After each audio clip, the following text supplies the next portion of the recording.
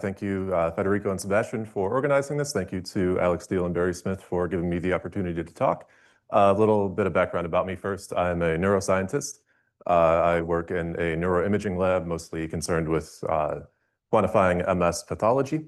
But without further ado, I'm going to talk more about MRI and how it fits in with ontology.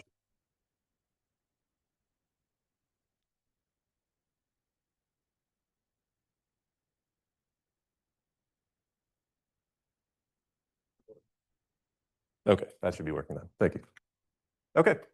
All right, so yeah, just a quick outline. I am going to talk a little bit about the background of MRI, some of its use cases, what we can do with it, and some of the problems that we run into in the context of neuroimaging. And then I'll go into the MRI ontology itself, talk a little bit about the work that was involved with that, and highlight some of the use cases that we have found for it in a centralized neuroinformatics platform that was developed as part of the Center for Biomedical Imaging here at UB.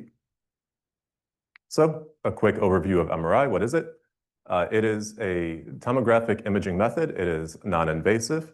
It is capable of slicing into anatomy, anything that you want to image at arbitrary angles. So my work mostly focuses with the brain. I'm a neuroscientist, so most of what I'm going to talk about will be brain images.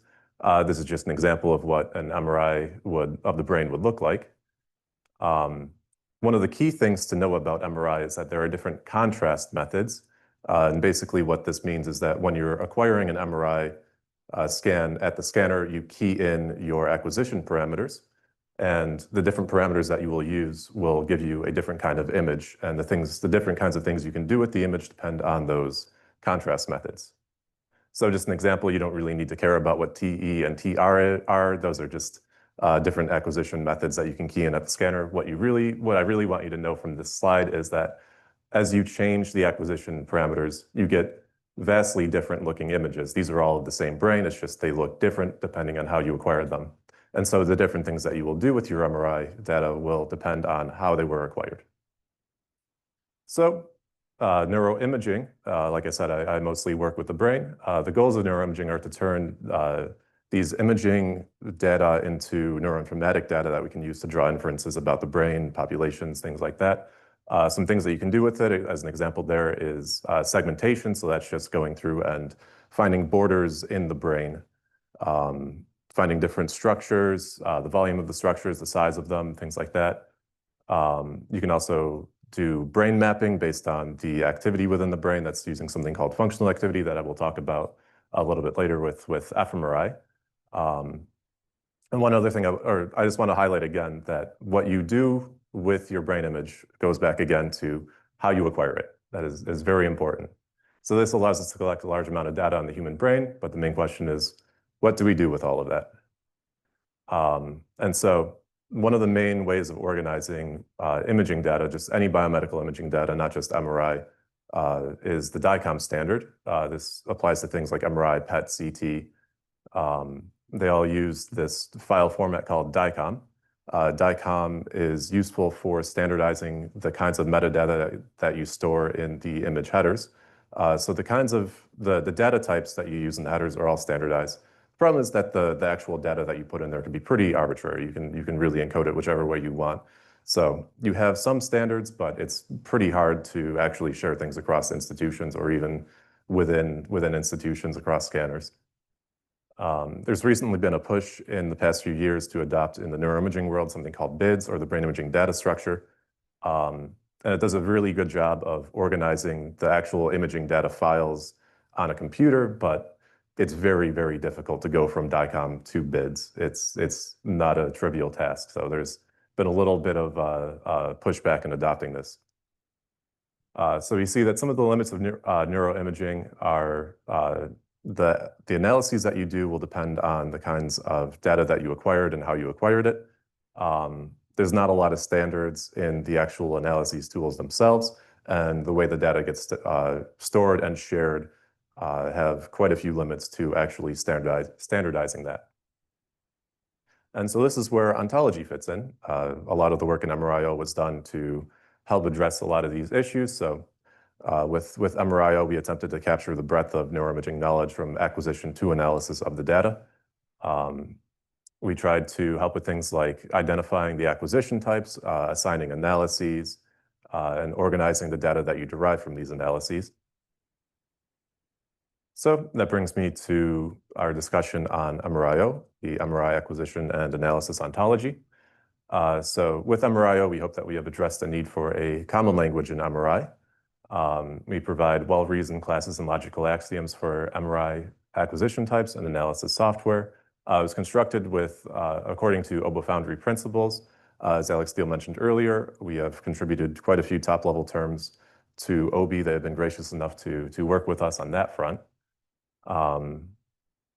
MRIO is a domain and application ontology. I won't belabor these points too much.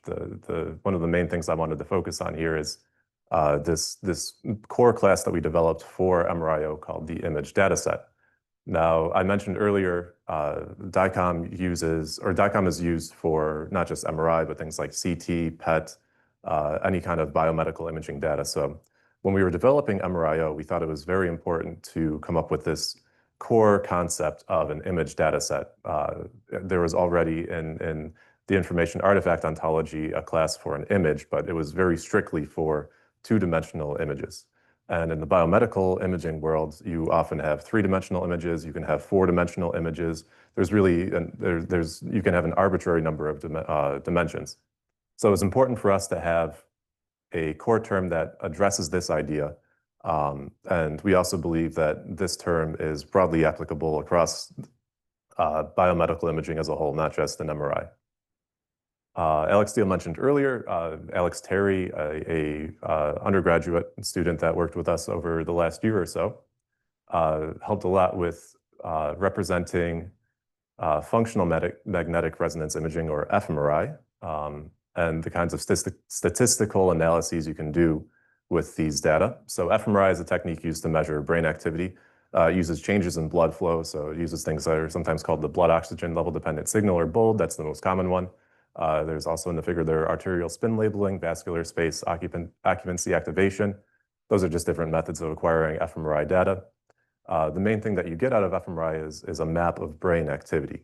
And so when you look at brain activity, usually over the course of time, this is an example of a four-dimensional MR image data set. You get or I guess I'll just read the definition of brain activation map there. It's a data item that is a representation of brain regions that exhibit statistically significant changes in neural activity in response to an experimental task or stimuli. So it's useful for looking at how someone responds to a certain task, how different parts of the brain will act in response to different stimuli. In order to work with fMRI data and brain activation maps, you need to use statistical inference. And so that's where we developed this statistical inference applied to image dataset, which we define as an image dataset analysis that uses inferential statistical methods to draw conclusions about the underlying phenomena represented in an image dataset. This is just an example of what the acquisition assay would look like in our ontology. This is what the analysis of MRI would look like, just a quick visualization. One of the key things that we did with MRIO early on was automate the assignment of analyses to MRI data. Like I mentioned earlier, what you do with your MRI data depends heavily on how you acquired it. And so what you can do with MRIO is you can feed in the different kinds of MRI data that you have, or the different ways that you acquired it. We can run a Sparkle query. This was done by Mackenzie Smith, who was an undergraduate that worked with Alex Steele.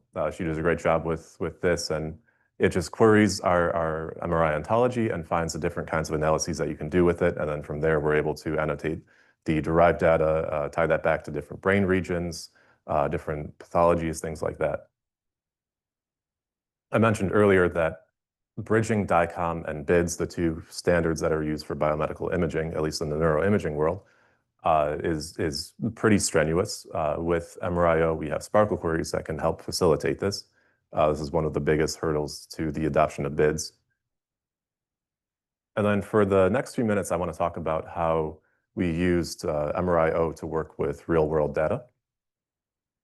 So as part of my PhD that I did in the neuroscience department at UB, I developed a centralized neuroinformatics platform I mentioned that was for the Center of Biomedical Imaging. So we see that neuroimaging is a useful tool, but there are a lot of barriers for actually aggregating it all and making use of it. So we hope to address some of those limitations and put this data into the hands of clinical and translational researchers. So this is kind of the big picture of it. The main thing that I want to focus on are the parts on the right. So we have this automated pipeline engine. So that just takes the stored MRI data. I mentioned earlier, we can assign analyses to MRI data based on how they were acquired. So that's where this part fits in. We have a machine learning model using XGBoost that was trained using parameters that we chose from MRIO that is used for deciding what kind of MRI data we have. We assign the kinds of analyses to them using the Sparkle queries that I talked about earlier. And then we provide these data to clinical researchers. We use a software called OnTop, which sits as a middleware between the SQL database in our data store and the ontology itself. So it lets you do some pretty sophisticated Sparkle queries just on your SQL data. It's a pretty cool software. So I'll focus the rest of the time on how we use this OnTop software to get the data out of this database and into the hands of clinical researchers. So here's just an example of what the Sparkle query would look like in MRIO. It's just a basic query for finding anything that's about the thalamus in the database. And so we do a query like that. This is just a simple example of one, but it pulls out all of the data from the SQL database. We have graphical front ends for it. This is also available to download as tabular data. We can do things like examine the association between either some disease state, different parts of the brain, things like that. So this is just saying how associated is a lesion volume with someone in MS with the size of their thalamus. It's something that we see in MS that the more lesions you have, the more your thalamus atrophies, and it's a key indicator in MS. Additionally, we added MRIO as a glossary for the statistical portal. So this is using the Ontology lookup service. It was hosted on the same server. And so when you do a query in the portal, you can go to a link if say you didn't know what this central lesion volume measurement was that it prints out for you. It takes you to the Ontology, which will have a definition of what you're actually looking at, as well as a link to the source of where the data is defined. So in this case, it's in a paper. And so in conclusion, MRI is a tremendously versatile tool, and its applications are continually growing as new acquisition and analysis techniques are discovered. There is substantial opportunity to apply bioinformatics methods to more richly mine, identify, and interpret imaging biomarkers. There is a great need for translationally viable quantitative imaging markers. However, Ontology helps bridge this gap by providing a means of better organizing and annotating imaging data, integrating with clinical data, and sharing data across institutions.